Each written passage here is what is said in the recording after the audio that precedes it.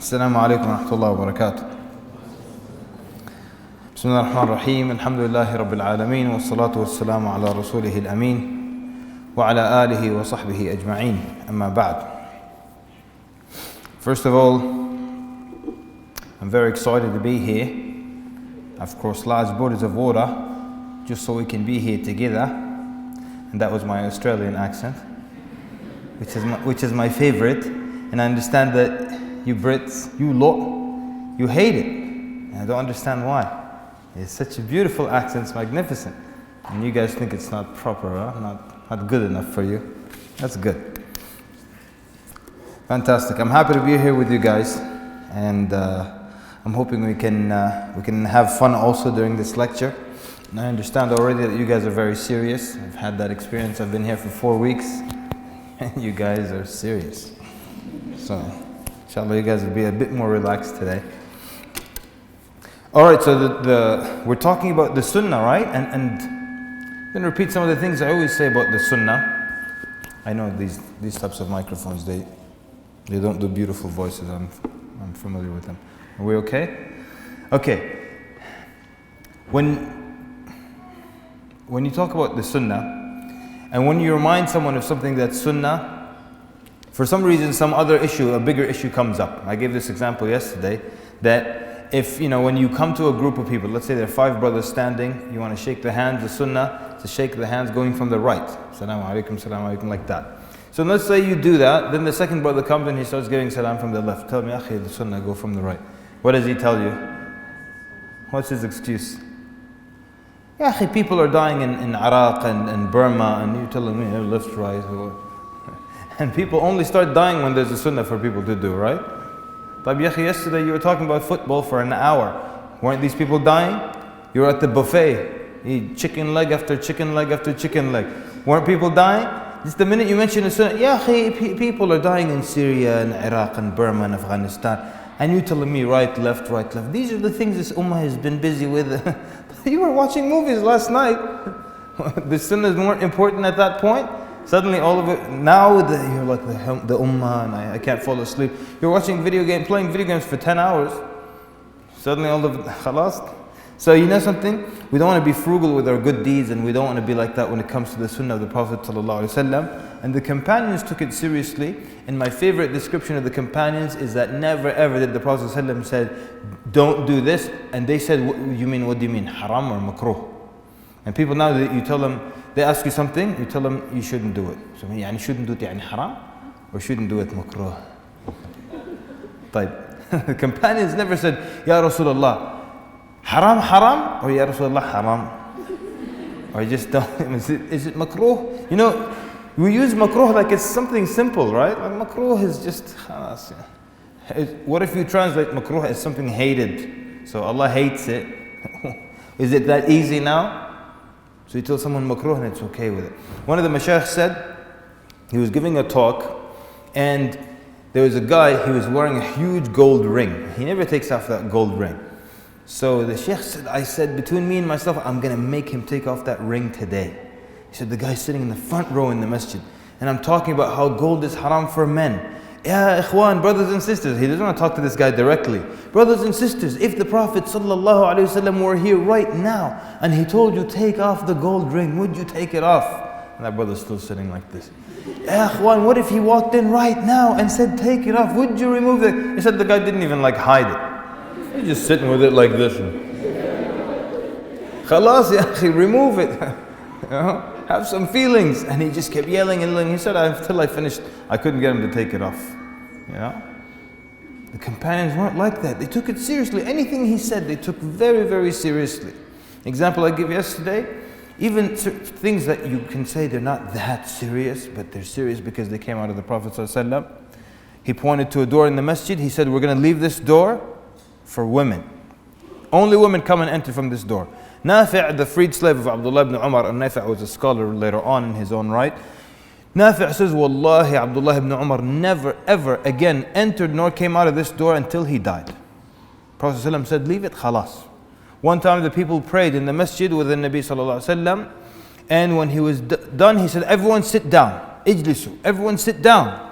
the people sat down. These companions were amazing people. They sat down wherever they were. Wherever they were, they sat down. Some people had stepped outside. So the Prophet ﷺ said, sit down. They could take 3 steps, make it inside the masjid and sit, right?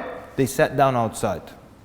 Some people were inside about to leave, they sat down. Some people were between the door, 1 foot outside, 1 foot inside. Like Abdullah ibn Mas'ud, he sat down in the doorway.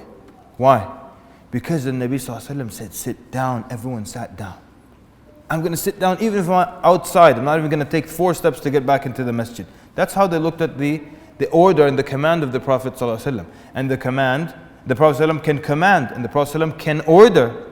Some people, they want to bring down his message to a level of just being like a courier, like a FedEx or a DHL man. He just gives you a message and walks away. But that's not the case. We know that we're supposed to follow him. He's a role model, right? Allah Azza wa Jal says, لَقَدْ كَانَ لَكُمْ فِي رَسُولِ اللَّهِ أُسْوَةٌ حَسَنَةٌ. There is for you in the Messenger ﷺ an excellent role model, لِمَنْ كَانَ يَرْجُ اللَّهَ وَالْيَوْمَ الْآخِرِ. Whoever is seeking Allah and the last day. And so many times, multiple times in the Quran, Allah Azza wa Jal is telling us to obey the Prophet ﷺ, to follow the Prophet ﷺ.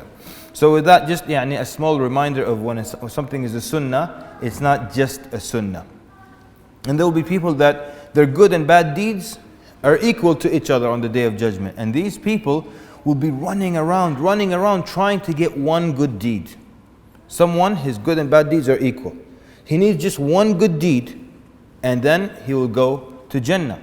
So he's running around trying to borrow, just take one good deed from someone. And he'll come to people with thousands and thousands of good deeds. They don't want to give him one. That's the Day of Judgment. That's when we recognize the value of the good deeds. Now, here on earth, we can be frugal with them, right? But on that day, one good, and if you have thousands, he doesn't want to spare this one good deed. And the guy's like, you have thousands, just give me one. I need one to go to Jannah. The guy's like, no. We're selfish on that day. Now here, one good deed. What is that? Starting from the right side. That's your deed. Drinking and then sit down and drink or something like that. You get your good deed. But now on earth, we don't want it. And you see people now, there's a gap in the front row. Sahaba would argue, would rush and compete for it, right? In the front row of Salah. Now brothers like, come on. Khalas, go, just take it, you know. Or a guy will be in the front row, he'll move for you. He'll move back to the second row. Come. That's not permissible to do that. You shouldn't do that. Not permissible, haram or makruh. Haram. No, just like that. Anyway, so the sunnah is something very, very serious, and Allah subhanahu wa ta'ala 25 times in the Quran tells us to follow the Prophet sallallahu alaihi wasallam and to obey the Prophet sallallahu alaihi wasallam, and he even equates obeying the Prophet sallallahu alaihi wasallam to obeying Allah azza wa jal. قال Allah azza wa jal, مَن يُطِعِ الرَّسُولِ فَقَدْ أَطَاعَ اللَّهِ. Whoever obeys the Prophet, he has indeed obeyed Allah. So today we're talking about the smile of the believer. We're talking about the attitude of the believer, the disposition of the believer. And the problem is that many people think that when you become religious, frown. You're religious, just frown all the time. And you walk around with a good frown on your face, and you from across the street, you're like, there goes a good brother, like right there. How do you know? What do you mean? Look at his eyebrows. They're touching. He's frowning, and he's walking around frowning. Yeah? And some people think, that's also part of caring for the ummah, right? Brothers like this all the time. Then when he's playing video games, he's like this. But in the street, he's like this. He cares about the ummah. Yeah? The scholars actually write and warn about expressing how you are, trying to express your iman internally. All right? Umar ibn Khattab, there was a man walking, and he's trying to show his khushu' and his taqwa and his inkisar, impoverishment in front of Allah Azza wa Jal. So this man's walking like this. You know, you've probably seen that walk. Sometimes you've seen these brothers like, and they're trying to show you the khushu', I'm afraid of Allah Azza wa Jal, I'm fainting, my neck can't even hold anything. So then Umar just give this man a good smack. Give him a good smack. Pow! He said, you with the bending neck, taqwa is here, not here. You fear Allah Azza wa Jal, it's here, it's internal. You can still walk like this and have taqwa. Yeah? But you walk like this, try to show people I have taqwa. Let me tell you something. One time, it's great, man. One time we're in this masjid, this is in the old days, I was in Sudan. I was at this masjid, And I was with a friend of mine who's a troublemaker, and everyone's got that friend, religious guy's a troublemaker.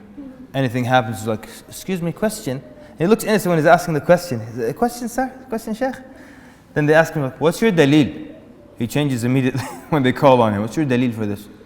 You know this guy? Or are you that guy? If you're that guy, stop being that guy. Because nobody likes that guy. And everyone in the community knows you're that guy.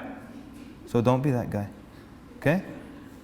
Some of you aren't smiling. Maybe you're that guy. Or you're just being British. It's okay. Either way. The point is, this guy now, suddenly this guy got up to give a reminder after the salah. And like he was like this, and everyone with him, his group was like this as well. And he kept talking. And brothers and sisters, and khalas is about to faint, yeah? Brothers and sisters, the iman is heavy in his heart, mashallah. Then my troublemaker friend asked him a question, and the real him came out for a split second, and then he contained it again. I'm going to try to give you a reenactment to the best of my abilities. It looked like this. And so, brothers and sisters, then my friend asked him, what's your daleel for this? The guy goes, brothers and let me tell you something. I know you think maybe I'm being unfair to the guy. So after the salah, my friend went immediately for the fight, yeah? And everyone got up for sunnah and stuff, so I had to take a longer route to make it to them. By the time I got to them, I told you his whole crew, everyone was fainting and khalas, collapsing. By the time I got to them, the guy was telling him this. I have a stick in the trunk of my car. I'm going to get it and beat the proof into you. I was like, weren't you just fainting a few minutes ago? So, and Nabi Sallallahu Alaihi Wasallam said, At-taqwa ha-huna, at-taqwa ha-huna, at-taqwa ha-huna. Taqwa is here. Taqwa, being God conscious, being God fearing, it's here. He said it 3 times. It's not anywhere else. And you don't express it through, movements and just, I'm miskeen things. How are you? Alhamdulillah. Allah, make dua, make dua. And this is like a fake thing we do now. Here's a question, brothers and sisters. Let's be serious, yeah? Let's keep it real. You guys keep it real in Britain? Do you? Do you have this concept? Okay. Anyways, if someone asks you to make dua, do you make dua? Or do you forget? You don't have to answer this. Answer to yourself. When someone asks you to make dua, do you make dua or do you forget? If you make dua, this is fantastic. If you forget, this is really bad. Because that means we're not real about this deen. We have all these kind of fake phrases we say to each other that we're expecting each other to say, and we don't do anything about them. So I meet a brother and I try to pretend to him that, oh, I have sins and I'm humble and I admit I have sins, so I'm asking you to make dua for me because I know I'm a poor man and I need your dua. So it's just a fake thing, I tell him, and he knows it's a fake thing, so in fakeness he says back to me, and you also make dua. So we just meet, we're a bunch of fakes. I'm a faker, he's a faker, I'm like, make dua. He's like, oh, make dua. Salam alaikum. What kind of garbage is this? Is this what we want? We have these weak fake rituals. I fake for you, you fake for me. Or when someone asks you to make dua for them. You know something? I know one of the mashayikh, my friend, when someone says make dua, he doesn't want to forget, so he'll make it right then and there. Allah yabarak feek, Allah yanfa' bik, Allah yuwaffiqak, Allah, like that. Or some people actually, anyone asks them to make dua, they don't forget. They're traveling, they're going somewhere, they remember that person. They start to remember all the people who asked them to make dua, and they make dua for them. So it's not just some fake ritual, some kind of weird fakery that we have going on. Yeah? Okay. So, the frowning religious guy, that's not the right attitude. Never. One time this young man asked me, he said, how can people smile and laugh? I was like, who is this guy exactly? He doesn't smile and laugh. He said, what do you mean? Why wouldn't you smile and laugh? He's like, because all the problems in the ummah. I was like, aren't you 21 or something? He's like, I said, look, realistically, no one can be like that. And that's why the famous hadith of Handala, when Handala says, nafaqa Handala, because we're with the Prophet ﷺ, the imaniyat is just another level. Then we go home, and it's money and business and care and family and children, and then it decreases. And the Prophet ﷺ told him that that's how it is. That's natural. Because if you remained upon that state, the angels would come and shake your hand and walk with you in the street. It's impossible. But an hour like this and an hour like that. Sometimes like this and sometimes like that. So, the religious person, and Nabi Sallallahu Alaihi Wasallam, was he always frowning like this? And no one had more hum and care for the ummah than the Prophet ﷺ. But he didn't express it like this all the time, or like this all the time. Never. There's not a single narration that the Prophet ﷺ came walking like this. And you know the description of his walk. Yeah? He lifted his foot high and came down hard, as if they said, as if he's walking downhill. You know when you walk downhill, you lift your leg and it goes, tuck, tuck, tuck. Yeah? This is how he walked. You never heard of the Sahaba walking like this. I'm doing this fake things. Make dua. Okay, people. The description of the Nabi sallallahu alaihi wasallam, وَكَانَ هَاشًا بَاشًا لَا تَلْقَاهُ إِلَّا مُبْتَسِمًا. Yeah? So he was always cheerful, easy, relaxed, and you never see him except he's smiling. Anytime you see him, he's smiling. And he was the greatest man and the most important person, and he had the most iman and taqwa, and he had the most the care and the responsibility of the ummah was on his shoulders. But he was always like that. When he entered into a room, what happens? The atmosphere changes. When he enters into a room, he greets this person and smiles with this person and jokes with this person. Suddenly everyone is in a good mood. Compare that now to some fathers. Let's just pick on the Arab father. Yallah. Al-Ab al-Arabi. Let's pick on the Arab father. This is my description of the stereotypical Arab father. See what happens in the Arab home. The children, they're there with the mother all day, and it's a beautiful day. The sun is out. The birds are singing. There are some butterflies around. And the children are singing these cute songs and playing cute games until the father comes back home from work. When he knocks on the door, the birds stop singing, the butterflies leave, and the children stop singing their songs. And now the Arab father comes in. And barakallahu fikum, ma'alish, if you're an Arab, but I'll consider you a Britishized Arab, so mashi halak, it's okay. What happens? The Arab father enters and his lunch better be ready. Better be ready. So he just sits down and the food comes and he eats it. Okay? If there's any interaction with the children, it's basically like an interrogation. What did you study today in your school? Multiplication. What's 163 times 14? Do it in your head, not on a piece of paper. Do it in your head. المهم معلش العرب استحملونا شوية. المهم, so what happens now? Then do not ever, under any circumstances, wake up the Arab father when he takes his afternoon nap. صح ولا لا? This is a known issue. Father takes a nap, خلاص. One of our brothers, he is of Arab origin in America. He says, I take a nap. My wife wakes me up. Get up, there's a phone call for you. He said, may Allah have mercy on my father. Nobody used to wake him up when he used to sleep. These modern women waking me up and stuff. This is a no-no. But she doesn't know it, she's American. Okay. النبي صلى الله عليه وسلم كان هاشا باشا لا تلقاه إلا مبتسما. Easygoing and relaxed and fun and care. And every time you see him, he's smiling. Every time you see him, he's smiling. And you know this, like some people used to think that I'm his favorite because he smiles to me so much. And this is the case with Amr ibn al-As, right? He said every time I looked at the Prophet ﷺ, he smiled at me so much. So he was sure in here that I'm his favorite. And then one day he went to ask him, and I think we all know this story, it's very famous, right? So he goes to the Prophet ﷺ and he said, أَيُّ النَّاسِ أَحَبُّ إِلَيْكَ? Which of the people is most beloved to you? It's amazing how the Prophet ﷺ is so honest in every answer that he gives. So he immediately says, Aisha, his wife Aisha. Now he had more than Aisha, right? But he said Aisha, sisters. You understand what that means, yeah? It means he didn't love them equally, but he treated them equally. We're just saying that because sisters put this false condition that the man has to love all his wives equally. No, he doesn't. He can love one more than the rest, but he has to treat them equally. But isn't this interesting that, Amr ibn al-As, why he asked him this? Because he had just led a campaign. The Prophet ﷺ sent him as a leader of an army, and he came back victorious, and the Prophet ﷺ was so pleased with him. Every time he sees him, he smiles at him.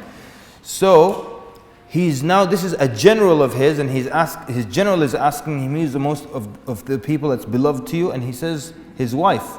Like how many of the men here, if we asked you who's the most beloved person, with no shame say, my wife. The men would probably pretend, Shaykh so-and-so, Qari, Mufti, so-and-so, make it all fancy and stuff. But the Prophet ﷺ so honest, huh? Very beautiful. He immediately said Aisha. So Amr ibn al-As says, no, I meant from the men, min al-rijal. He said Abuha, her father. Then whom? Then Umar. Then whom? Then Uthman. Then he kept, I said, I kept asking and asking. And after a while, I stopped asking for fear that my name will never show up. Which really shows how honest the Nabi ﷺ was. Because you know how we are now, right? Someone comes to you that knows you for a while and is like, who do you like a lot? He's like, oh, Shaykh so-and-so.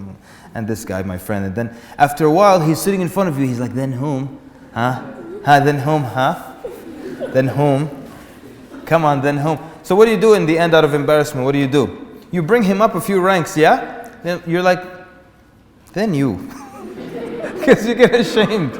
But the Nabi ﷺ, he was very honest and he just kept going through the list until Amr ibn As by himself stopped. So maybe he was never going to mention my name. I better not know where I really am on this list. Let me just stick to being smiled at and stuff. Right? Excellent.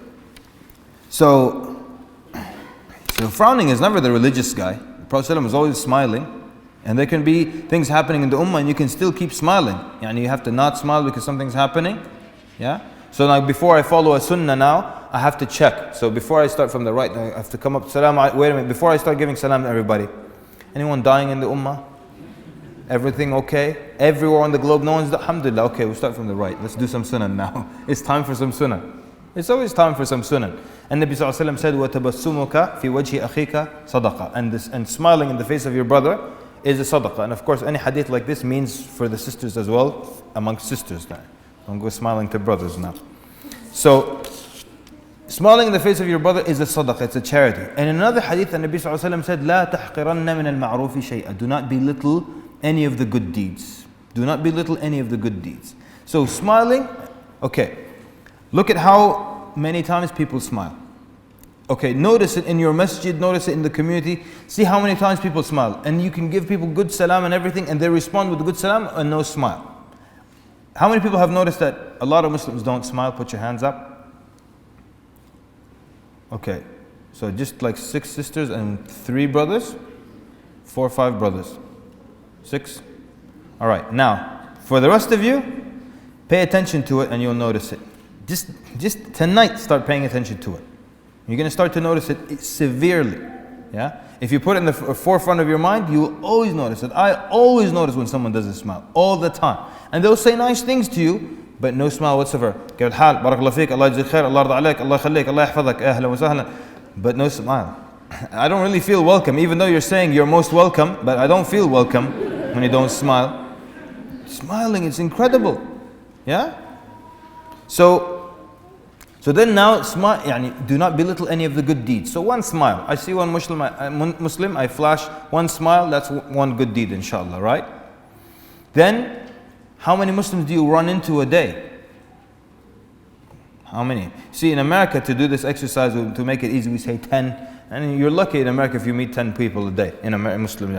You guys here in the UK, man, you probably see 100 Muslims, mashallah, yani, good Muslim population. So you see Muslims all the time going into kebab place, biryani place, you come out of this place, that place, you see a Muslim. Smile every time. But let's just make it 10 to make the math easy. So you see 10 Muslims a day, that's 10 rewards a day. How many is that per year? 3,650. Per year? Okay, yeah. 3,650. And then you live for what? 40 years? 50 years? 60 years? How much is that? No, I'm not really asking, but like, you see what's going on here. A lot of reward. Don't belittle any of the good deeds. These good deeds, they pile up. Storms, floods, they start with what? A few drops. That first drop hit the ground at some point. Then later on it's a flood. So, do not belittle any of the good deeds. And the Prophet ﷺ was described, وَإِذَا سَلَّمَ سَلَّمَ بِكُلِّيَّتِهِ. Yani, when if he gives salam, so he doesn't do this to you, and you've probably had that happen in the masjid, or someone's talking to someone, even if you're talking to someone, and someone else comes to give salam, stop talking for a second, and just say, excuse me a second, and then turn to this person, give full salam, then come back to him. But this is what happens. I was like, yeah, so I told Ali, bring the car over, and then don't, what about this guy, he's a human being, this guy, give him some good salam. The Prophet ﷺ didn't just do this, or this, or this, he did this. He turned all the way, gave you full attention. Full attention. How special does that make you feel? Yani, can you imagine living at the time of the Prophet ﷺ, how everybody must have felt special? Yeah, everybody did feel special. And here's the proof. Even children felt special And young men felt capable. Unlike what we do now to young men. Yeah? We keep telling them that they're children, that they don't know, that they can't. We always tell them they can't. And they learn that they can't. But at the time of the Prophet ﷺ, we can deduce from certain events that they used to tell people that they can, that they could. Here's an interesting point. When the army of Badr left out, they stopped a little outside of Medina and took all the young men that were too young, they took them out of the army. So you're 12, you're 13, you're 14, you're frail and short, whatever, they took you out of the army. The question is, what on earth were they doing in the army to begin with? Why were they there anyways? Why would a 12-year-old think, hey, I can be in this army and take this little, Robin Hood bow and stuff and go and get in line? Because the society treated them in a way where they felt capable. That's why. They were treated like young men. And by the way, we don't have the concept of a kid in Islam. We have young men. Any of you teach in Islamic school and everything, don't call them kids. Call them young men. Even the word kid actually, in its origin, it's a derogatory term. Right? It's a bad term. What's a kid in English? Naam? Someone said it here. A baby goat, that's a kid. Yeah? A baby goat is a kid. And if you've ever had a baby goat in your apartment here, you know how they behave. They're always tearing things and jumping around and wreaking havoc, right? So in America, whatever young man was a problem maker, he was always called kid. And there's the famous Billy the Kid.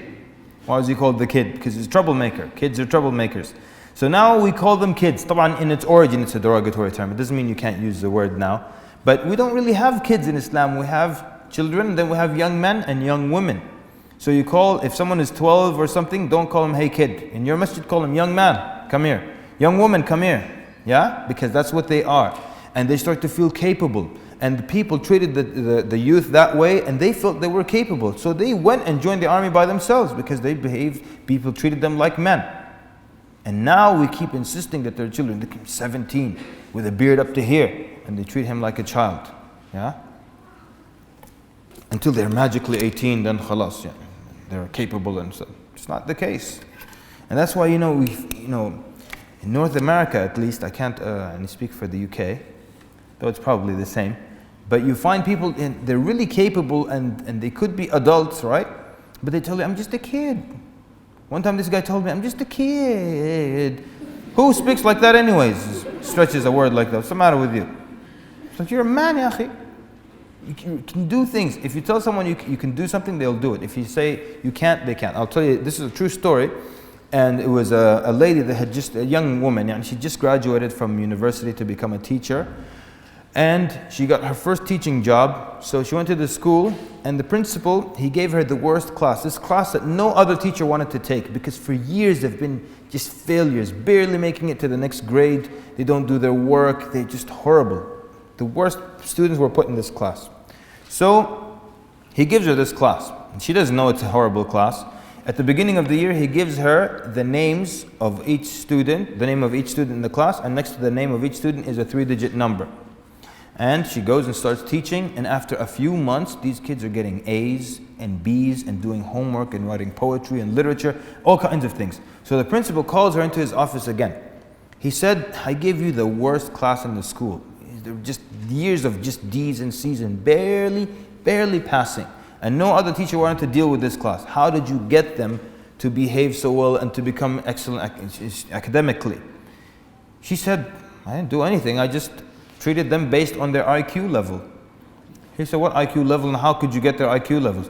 She said, the 3-digit numbers you gave me at the beginning of the school year. He said, those were the locker numbers. He just gave her the locker numbers. Each student has a locker. But she would read, this guy's name in 150. He's like, oh, he's a genius. And she didn't say, oh, you have the high IQ number. She just treated him like he's smart. And guess what? He lived up to it. You understand? He lived up to it. You treat someone like they're capable, and they live up to it. You have any impression of someone, and they try to keep that, they try to live up to it. I'll give you an example. Let's say there are 4 siblings, brothers and sisters, four of them that live in a house. Each one has their own bedroom, and each of them, their bedroom is a complete mess, pigsty, as they say. One day they have an uncle who comes to see them once a year or something. So they have an uncle. The uncle came to visit them, And on that day, child number 2 organized, just so happens after 10 years, child number 2 organized his room. And it was really, really neat. So now the uncle, they're showing him around the house. He sees every bedroom and it's a complete mess. And then he sees the bedroom for child number 2 and it's so organized and it's so clean. And he says, wow, you are so organized. Everyone, look, children always have messed up rooms, but your room's impeccably clean. Everything is put away and folded. Magnificent. He's proud of you the whole time. Then he leaves. Next year, uncle's going to visit again. Guess what child number 2 is going to do? His room has been a mess since that last visit. But now because the uncle's coming again, what is he going to do? What do you think? Okay, only sisters speak in this city. Okay. He's going to organize the room. Why? To live up to the image that that man has of him. And we always try to do that. So when you speak to a young man and you expect a lot of them, they live up to your expectation. When you show them that, look, you're just a chimpanzee, we don't expect much out of you, and you know, that's what they live up to, what you tell them to. It's really, really like that. And so these young men joined the army of Badr because society treated them like they were men. I mean, and it took someone just a few years older than them to be a general at the head of an army in which were Abu Bakr and Umar. We're talking about Usama ibn Zayd. He was 17 or 18. It's just like 3 or 4 years older than some of these young men that were taken out of the army of Badr. So if something like this happens in front of them, a 17-year-old or 18 is leading an army, then why can't I? I'm 14, I'm just a little younger than he is. Because they lived up to these expectations. طيب. And this is now just the last thing on this issue, that sometimes you see a father with his son in the masjid. And what happens? You give salam to the father, and this for the sisters also. You see a sister with her daughter or with her child in the masjid. You give salam to the mother or to the father, right? And then what happens? The child is looking that way. They have to bring her to, hey, salam alaikum, salam. And then the father's like, hey, give salam to him. So then he looks up, he's like, oh, he can see me? Because they feel invisible, the young men, or the children actually in the masjid feel invisible. So when you come to shake their hand, they weren't expecting your hand because people always ignore them. Like they're invisible all the time. So can we make at least something practical to take with us tonight, that from now on, if you see a child in the masjid, you always give them salam in their hand. When you're giving salam to a circle of men, there's a small child down there, don't skip the child. Is that possible? So they're not invisible in the house of Allah. So they don't hate the house of Allah Azza wa Jal. You know, and the yelling at the children, every mistake they make, they get yelled at. Haram! Haram, our favorite word. Haram! You know what? I know someone, he said, when I was young, I didn't like the masjid. He said, why would I? So every time I went, what happened? This was overseas. A bunch of old men, and they all went into retirement, and they need someone to fight with. They need some excitement in life. So they fight at the house, yell at the wife, yell at this person, yell at the birds. Then at the end, they're like, I need to yell at someone else. Yeah, Allahu Akbar. Oh, the adhan. I'll go to the masjid and fight with people. And they come and fight every time. And so when they fight with each other, then they start to go and harass the children. Walad, what's this? Why are you wearing shorts? What's with the image on your shirt? What? Walad. So they just harass the children. So they start to hate the masjid. What do you expect? Why would they like it? Why would they like it? One of the mashayikh, طبعا this is overseas again, he always has a pocket full of small pieces of candy to give children. طبعا in the West here, we got to be careful with candy. You have to always seek permission from the parent before you give the candy. Some parents don't appreciate that at all. Yeah? I for one don't ever appreciate that. So always seek permission, but if you can do something nice for them, give them something nice, congratulate them for coming to the masjid. The man's got his little daughter, to tell her how nice she looks in her hijab. Things like that, you know? Okay. So despite whatever was happening for the Prophet ﷺ in his life and the events and the activities, he always remained in the same way, and he always remained positive. And to be upset all the time, or to be unhappy all the time, or even to be sad all the time is not one of the descriptions of the believer. It's not of the descriptions of the believer. There are some people who just love to stay upset all the time.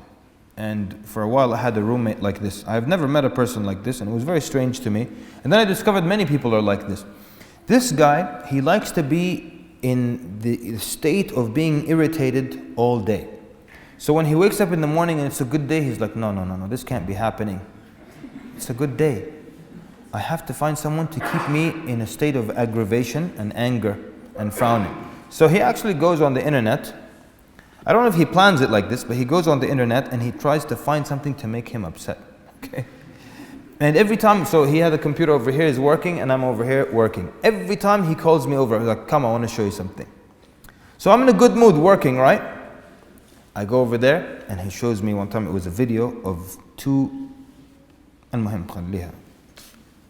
يعني something really, really, really disgusting. Okay? It makes you really angry. So I see it, I'm like, okay, why do you have to show me this? I go back and sit down working, but now I'm upset. You know, not enjoying myself, hard to work now. Then, you know, a few hours later, he's like, come, I want to show you something. I go there, he shows me something else horrible. Okay, طيب. So then in the end, I just recognize he's that kind of person. I used to live in a state of, you know, misery and being upset and disgusted with the world. And I don't like to live like that. So every time he would call me over, I said, listen, man, are you going to show me something that's going to upset me? Because I don't live like that, okay? He's like, no, huh?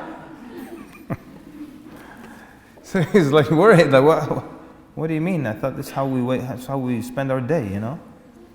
You watch something that gets you upset, two Muslim men getting married together overseas, that's what he was showing me. I had to say it, you know? And it's disgusting. The guy's putting the ring into these hairy man hands. Disgusting. I was like, why'd you show me that? And then he gives you information that's not in the video that make you more upset. But it's enough what's in the video. You have to add to it other info. He's like, and while this is happening, the police are protecting the building from people who want to come in and stop the wedding. But you had to add that point too? Make my life miserable today? This guy always wanted to be in a state where he's upset and angry and hating and cursing. Yeah? And we said the believer doesn't curse. And it's not from the mark of the believer. Believer is not li'een, as the Prophet ﷺ say, constantly cursing. It doesn't matter what it is, you don't curse. Yeah? Some people never curse the Muslims, but just the minute they see anything fly by, they curse it. Car, bird, duck, another non-Muslim. Oh, why are you cursing all the time? It's not from the way of the believer. Yeah?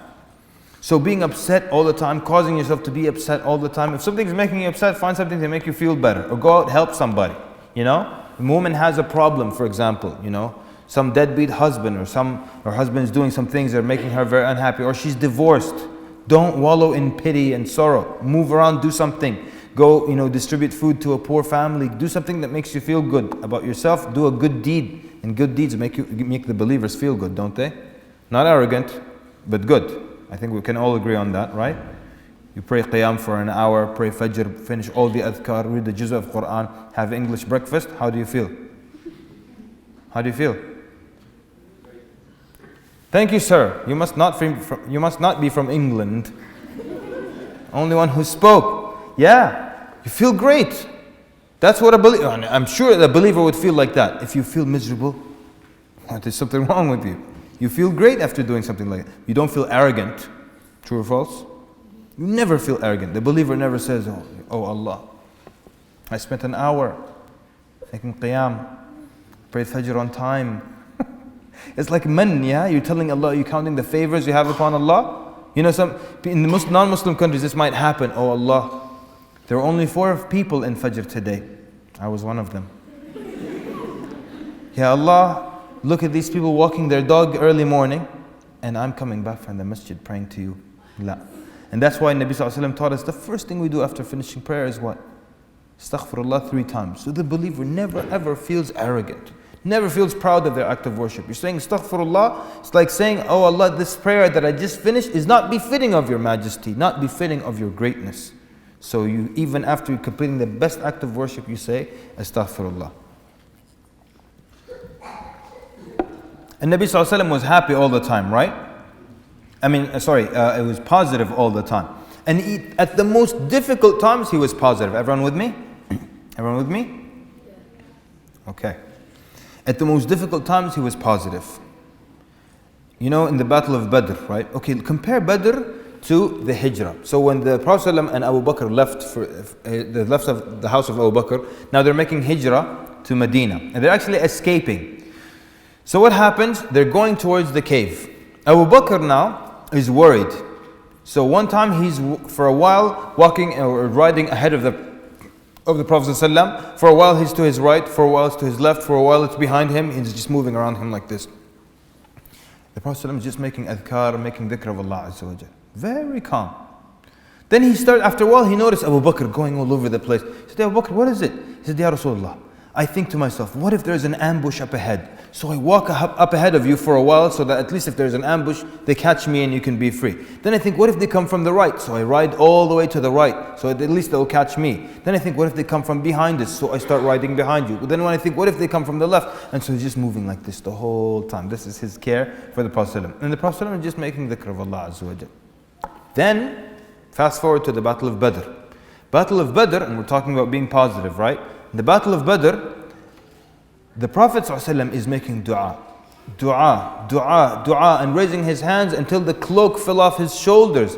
Now Abu Bakr is putting it on. And he says, enough of you calling on your Lord. Allah will give you what He promised you. We see the roles reversed now. Why is that? Scholars say because when it came to the hijrah, the Prophet ﷺ did everything humanly possible. Anything that a human being could do was done. Everything was done. There was nothing left but just to rely on Allah Azza wa Jal. Yeah? So the Prophet ﷺ had someone sleeping in his bed, left his home and went to Abu Bakr's house at night with his face covered, okay, from a back entrance. They had someone to bring the food, they had someone to cover their tracks. Amr ibn Fuhayra with the goats would cover their tracks. Would they know who was going to bring the news? They had a guide that would come after 3 days to take them to Medina. Everything was planned. So there's nothing to do but make dhikr of Allah. What else could I do humanly possible? Nothing. But when it came to the Battle of Badr, and Nabi ﷺ didn't know it was going to be a battle. He took 313 men to capture a caravan that was guarded by 60 men. How difficult is that battle? So they weren't even heavily armored, they didn't have heavy weapons. They're thinking they're going to just capture this caravan of 60 men. It was easy. Then he didn't take every possible preparation to meet 1,000. Then they discover they're meeting 1,000. So they are outnumbered 3 to 1 at least. Now he sees that I haven't made all the worldly preparation, so he compensates for it by asking Allah constantly. But beyond that, Prophet ﷺ was always positive. Always positive. And you see, at the most difficult times, he'll give glad tidings of something great and magnificent. Yeah? When he's leaving with Abu Bakr and they're going to Medina. Again, he's making dhikr of Allah Azza wa Jal, not even turning around. And Abu Bakr says, Ya Rasulullah, there is a warrior coming towards us. And the Prophet ﷺ is just not even worried. Then when he gets within throwing distance, he could throw a spear or shoot an arrow and it would reach them, Abu Bakr tells him, again, he's very close to us. And you know the story, Suraqa ibn Malik, he was trying to capture them and his horse, he falls off his horse and he'd never fallen off his horse. Then it sinks into the ground and so he realized, okay, this is not normal. So then he starts to, one of the two, either he promises them peace or he is asking them to promise peace, however you read the narration. And then the Prophet ﷺ says something incredible to him, and you know this, we all know this, it's very popular. He says, كَيْفَ أَنْتَ يَا سُرَاقَ وَفِي يَدَيْكَ سُوَارَيْ كِسْرَى. He said, how will you feel, Ya Suraqa? That's what it means, كَيْفَ أَنْتَ. Yani, how will you feel, Ya Suraqa, when on your two arms will be the bracelets of Kisra? So now a man who is now fleeing and there's a price on his head, 100 camels, and everyone's looking for him. And he's giving glad tidings of this man who is trying to capture him of wearing the bracelets of one of the great kings. How will you feel when you wear the bracelets of Kisra? And when did this happen? Way after the death of the Prophet ﷺ and the death of Abu Bakr and in the reign of Umar radiallahu anhu. And they bring the treasures of Kisra, and Umar knew this immediately. Yeah, he knew this hadith, he knew this statement. So he opens the chest and he finds the bracelets of Kisra, and he brings Suraq. And he puts them on his hand and he said, walk like this. Walk like this amongst the people. Show everyone and tell them what the Prophet ﷺ told you. And Suraqa put them on and he walked and he was telling people, the Prophet ﷺ told me, كَيْفَ أَنْتَ يَا سُرَاقَ وَفِي يَدَيْكَ سُوَارَيْ كِسْرَى. And it happened just as the Prophet ﷺ said. And every situation where you saw difficulty, the Prophet ﷺ remained positive and he knew the victory is coming from Allah Azza wa Jal. And in the same way, the victory is promised for us, his ummah, the ummah of Muhammad ﷺ. The victory is promised for us as well. So, it's time to stop. Wonderful. Okay. Is it time to stop? Who's my timekeeper? Stop? Fantastic. Khalas. Thank you, akhi. I wish you give me the wrap up sign before that so I could wrap up on another note. طيب, anyways, so do not belittle any of the sunan. Naam? Okay, oh, thank you very much. I appreciate that. Okay, do not belittle any of the sunan. Don't frown, smile, stay positive, have the same outlook and attitude of the Prophet ﷺ. And Jazakallah khair for your attentive listening and being a more responsive audience. Sallallahu wa barak ala Muhammad. Wassalamu alaikum wa rahmatullahi wa barakatuh.